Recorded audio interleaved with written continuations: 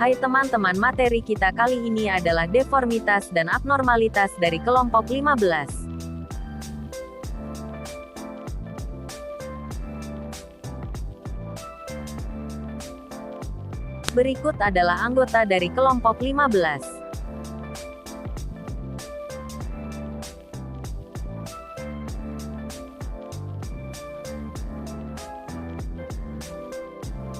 Deformitas.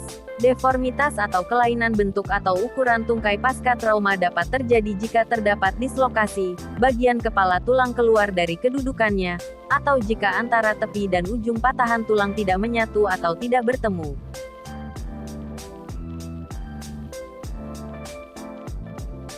Macam-macam deformitas. 1. Deformitas tangan.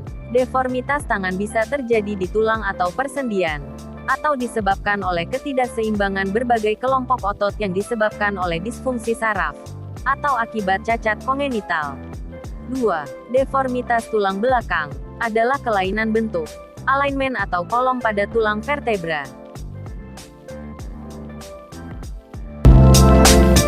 Deformitas tulang belakang ini menyebabkan deformitas garpu makan, bentuk garpu makan yang menghadap ke bawah. Jika deformitas tidak terlalu parah, ini biasanya tidak mempengaruhi fungsi. Deformitas sendi disebabkan oleh kerusakan tulang rawan sendi atau ligamen, yang disebabkan oleh artritis inflamatori, seperti artritis reumatoid atau artritis gout, atau artritis degeneratif osteoartritis. Deformitas tulang belakang, kelainan atau bentuk abnormal pada tulang belakang manusia, biasanya skoliosis berbentuk melengkung seperti huruf S atau C.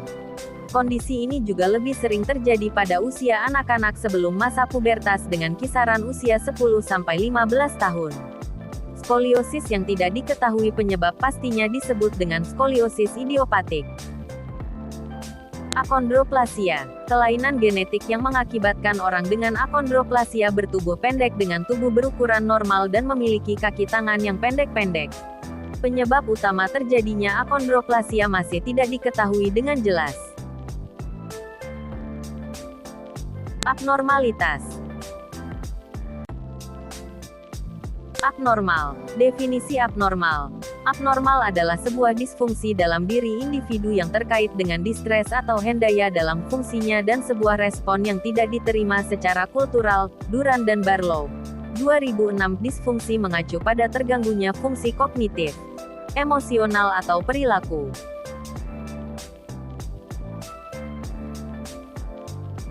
Etiologi menurut tahap berfungsinya.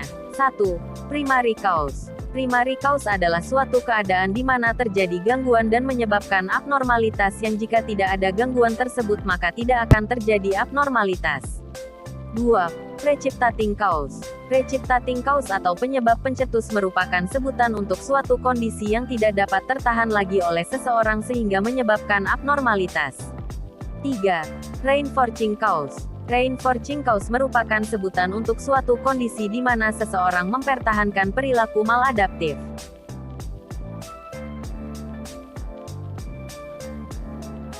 Etiologi berdasarkan sumber asal.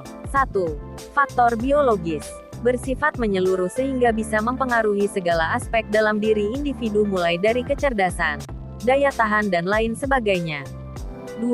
Sosiokultural. Berhubungan dengan tuntutan masyarakat atau lingkungan yang dapat menyebabkan tekanan bagi seseorang. 3. Psikososial. Hubungan anak dan orang tua yang tidak harmonis. Deprivasi parental. Stres berat serta struktur keluarga yang patogenik.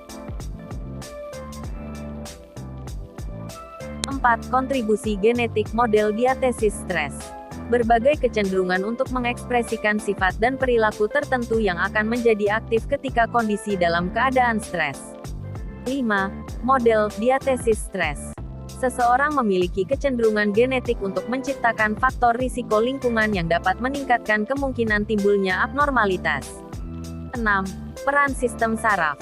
Hormon serotonin ini berfungsi untuk mengatur suasana hati yang berpengaruh pada mood, perilaku, dan proses berpikir.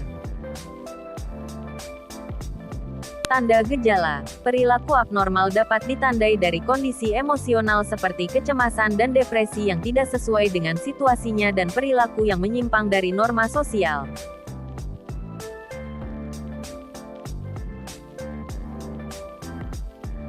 Contoh abnormalitas. 1. Penyimpangan sosial. 2. Psikoneurosis. 3. Gamomania. 4. Klimomania. 5. Engsimania. 6. Anxiety disorder. 7. Panic attacks. 8. Paranoid. 9. Narsistik. Berikut merupakan terminologi medisnya.